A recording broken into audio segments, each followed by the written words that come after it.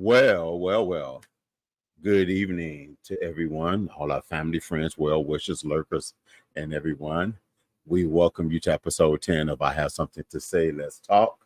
I am your host, Robert R. Holiday, and it is my pleasure to be here behind this microphone with you once again as we have dived into different subject matter.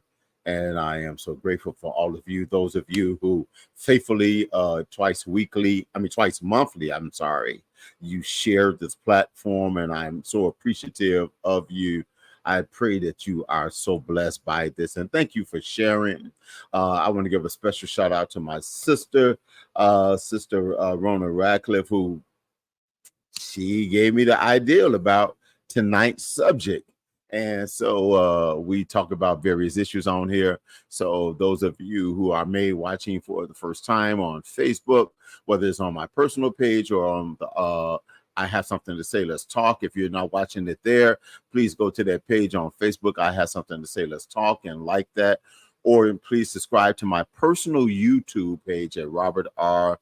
Holiday. If you want to reach out to us about anything we talk about tonight or something you'd like us to talk about in the future, you can reach us at rrhpodcast1@gmail.com. And don't forget, we're also on Podbean.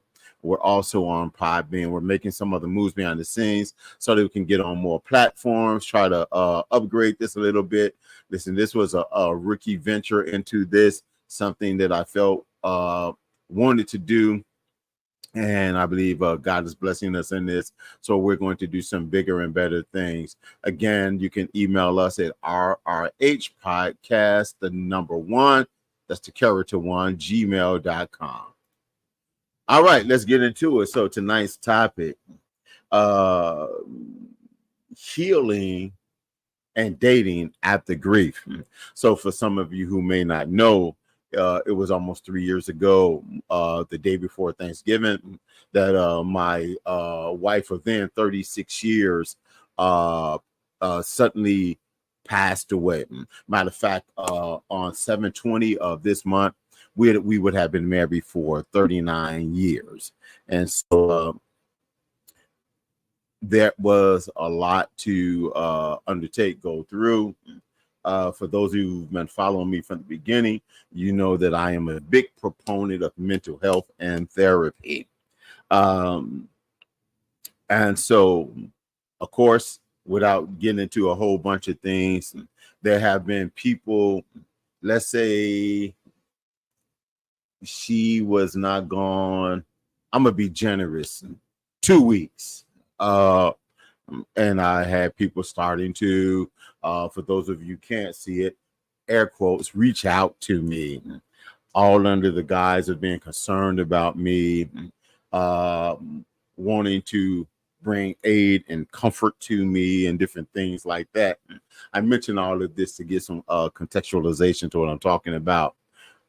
And whether people had ill intentions or the best intentions, I have found through this process that when a person is going through a grievous state, it is best not to try to jump them, or you yourself, if you're going through a state of grief, to jump into something to make yourself emotionally feel better. Now, when my sister Rona sent this to me, she said death. But the way I was reading this was grief, because grief doesn't just come about through death. Grief can come about through a failed relationship. Well, whether it was divorce, it may have been two people who have been cohabitating together for years, and that relationship falls apart. You still go through a period of grief. I'm not equating death with divorce or separation. That's on you, how you feel about that and interpret that. But anytime that we are separated from something that has been a commitment to, we go through grief. And one thing I have found out is that we have not learned how, when I say we, I don't want to overgeneralize. So take it for how you will again.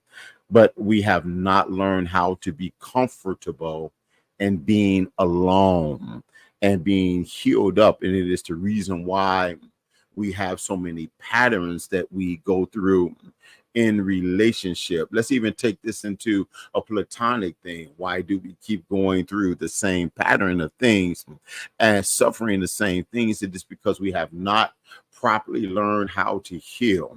We are so conditioned, especially, and I'll speak to this Western society, of not being alone. We denote being in a relationship as being whole and complete. As my wife said, my late wife said, early in our marriage, is that if you're going to be married to someone, you need to be completely together as much as you can, because two halves do not make a whole. It is one thing for that person, let's use this terminology, to be your soulmate and you feel like you completed me. There's another thing for that person, because you are empty on the inside. You're looking for them to complete something that they have not the ability to do. You must be willing to go through this process of healing, as painful as healing can be, so that when you decide to, if you decide to get back into that dating pool, and may I say that dating pool is very germy. There's a lot of things floating in that pool.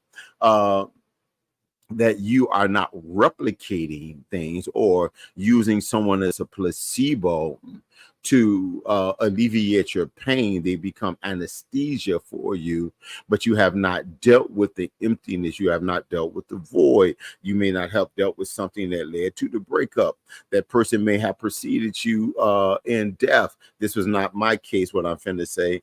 And you feel so empty because there were things unsaid and unspoken. When my wife passed, even though it was suddenly, I felt no guilt, because I knew to the best of my ability I had satisfied everything. Matter of fact, she told me the night before she passed that I had taken care of her very well, even in her being sick. So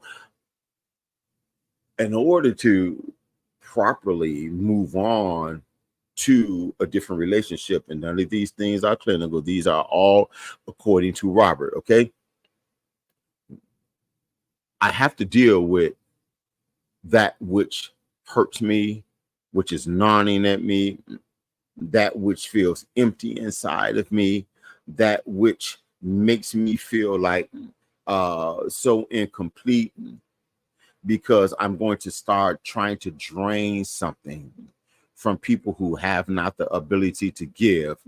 And this is why we always feel, and when I say always, I'm qualifying it again, but why we always feel abandoned, why we always feel hurt, why we become extra clingy, why we become extra needy, why we become things outside of the norm of our personality.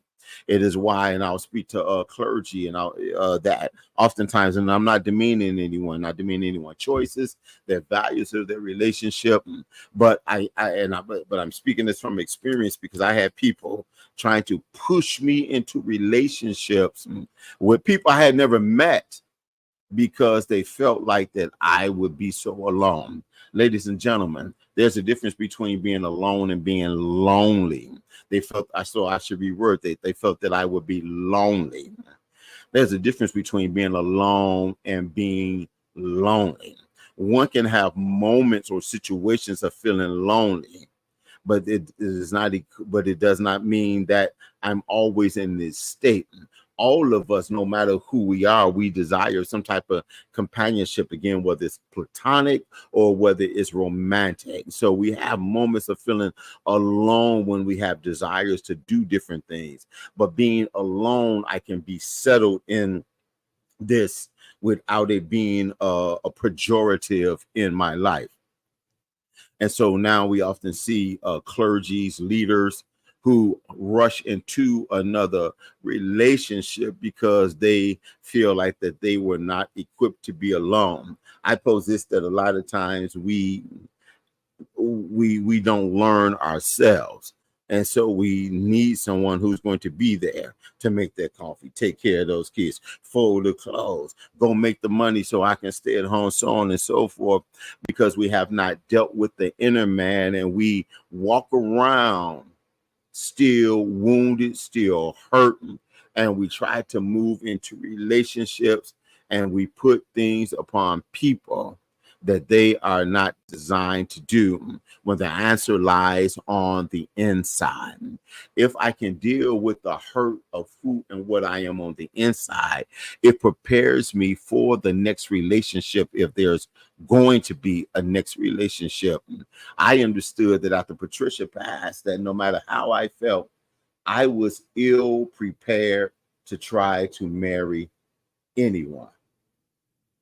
I wasn't prepared to marry anyone because I had to deal with myself and who and what I am. And just for record, just so you all know, something happened. So I won't be on Podbean tonight because something paused in all of this, or it won't be. I'm gonna remove the stream from Podbean. But back to what I was saying, that if we don't deal with the void and get to the place of healing, we will take the pain from where we sat in the prior relationships, notice I put a plural on that, and bring it into what's supposed to be new. Because even if you jump the broom again after all the splendor and all of the things and you trip the light fantastic, you still have to come back to a reality.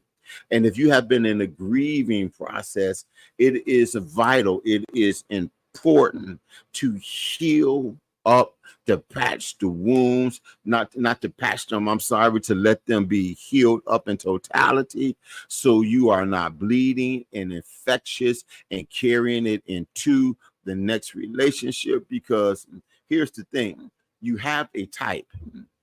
It may not be a body type or anything, but there's going to be something about the person that you're with now that's going to remind you of the persons or people or person of the past. And they may do something, and if you're not healed, it is going to trigger something, and now you're going to start projecting, and you're bringing that infection from not dealing with things from the grievous standpoint and to this relationship. May I suggest to you that you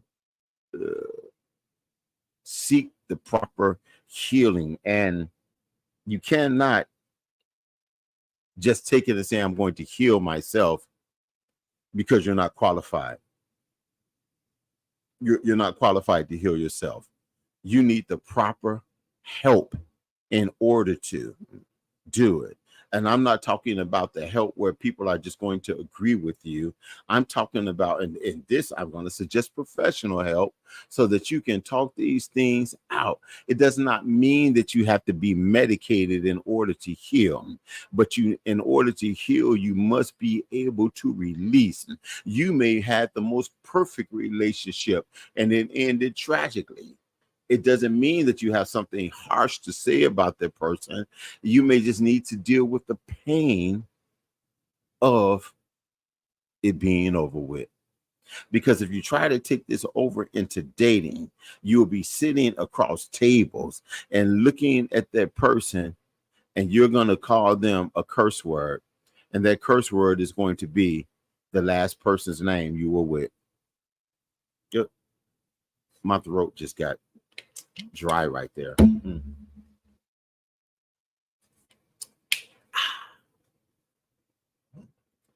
So I know we're often encouraged to jump back in the pool, the dating pool. And as I said, that dating pool got a lot of germs in it. It's a lot of things floating around in that dating pool. It's a lot of bacteria in that pool. And if you are not careful, you're just going to see what it look like from the top, and you won't have the intuition or the discernment to see what is underlying and what's underneath. And you'll find yourself in more pain. A lot of people do this. You get a prescription and you start feeling better. It says take it for 10 days. And day 4, you start feeling better because now the antibiotic is working. And now you say, I ain't got to take this no more. Now to understand, you need to take the full course. and that even after the 10th day, that antibiotic is still working in your system. You can't just jump in because you're starting to feel better. Jesus asked this question, will thou be made whole? You have the opportunity before you do more damage to yourself and to the person who that you just had identified and do damage to them. It is important to pump the brakes. It is important to say, listen, we have made it this far and we have these feelings about each other. But before, that's if you already put yourself in a predicament, but you're not married yet, to say, wait a minute, I need the best representation of who I am for me so that I can become for you. Now, I'm going to be honest with you all. I'm going to pull back the curtain with a little bit. And this time, I've probably been on 4 or 5 dates. And let's just say I like sitting at home reading my books or just hanging out with my peeps or whatever, because I found out, and I didn't go on these dates. Let me back. I think I went on one before I was ready. And so I backed off. Then when I found out I was ready, I found out I was not ready to be what these people had the expectation of being. I didn't know people talk about marriage and stuff on the first date, but I digress. And so I found it better that even though God has blessed me to be healed, that it's best that I don't even pretend with someone, because I found out that some people, they are serial relationship people. Because if they don't hear what they want to hear here, it reminds them of what the last person said to them, one person before, and they move here and move there. May I suggest to you take your time. There is no hurry unless you just in a hurry. I mean, your hormones may be raging. I don't know. But it is okay to be in a place of being alone and fulfilling your life with other things. If you're defining yourself just by who you're with, you really have no definition to your life. Let me say that again. If you're defining yourself just by who you with, you really have no definition to your life. The completeness of who you're supposed to be lies inside of you. And that person that you end up with is supposed to complement who and what you are. But if you're always doing this from a place of pain, your grief will never go away. Never go away, because you don't want to deal with it. Healing is a painful process, but it is a needful process. Grief is inconvenient, but it is important before you jump into the next thing. Because, and I listen, well, this is my podcast. I can say what I want. Sometimes, and this even to people who are believers, we wonder, why do we find ourselves in compromising positions? Why was my pants down, or why was my dress up, or this or that? It is because we have this thing that we want to be satisfied, because we feel so alone, we feel hurt, we feel pain or whatever, and we miss marks because of a moment, because we have not become healed inside of our process. Allow your process to play out. Allow your process to help develop you into becoming the better person that it is that you need to be. It is okay. If you keep walking it out, you're going to be fulfilled. You're going to be loved. You're going to find happiness. But instead of seeking just for happiness, seek for joy. And to have all of these things before you dive into that next relationship will be pleasing to your heart, and you'll find yourself living better than you ever have lived. So it's okay, ladies and gentlemen, to say no. It's okay to say that I'm not ready. It's okay to cry and wonder why or when. It's okay to grieve. There's no time limit upon all of that. But what's even more important is to be able to keep on moving so that you don't become a repeat offender. So I don't care if it's by death. I don't care if it's by separation, divorce. Work through your process of grief so you don't keep repeating the same mistakes over and over again. And develop outside of God. The most important relationship you're going to have is with yourself. To paraphrase the back end of a quote of Shakespeare, to thine own self be true. Find out who you are. Embrace the quietness. Heal. Give yourself some hard truths. Heal. Don't lie there. And you're going to be okay. As the saying goes, it's okay not to be okay.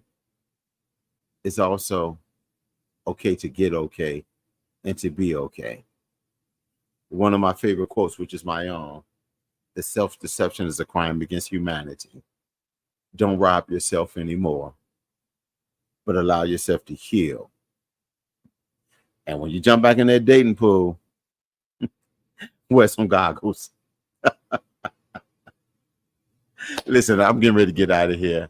Thank you all for listening to me tonight. I appreciate each and every one of you who join me bi-weekly. Those of you who share, I hope that this has been informative. If you want to talk about this or anything else, email me at rrhpodcast, the character 1 at gmail.com. Let's chop it up. If you want to dive into this some more, let's do this. Listen, I have some exciting episodes coming up. Thank you all for being faithful to this, watching, listening, sharing. I'm appreciative. And ladies and gentlemen, make sure that you heal. Thank you for being with me tonight on the podcast that you didn't know that you need. My name is Robert R. Holiday, and I have something to say. Let's talk.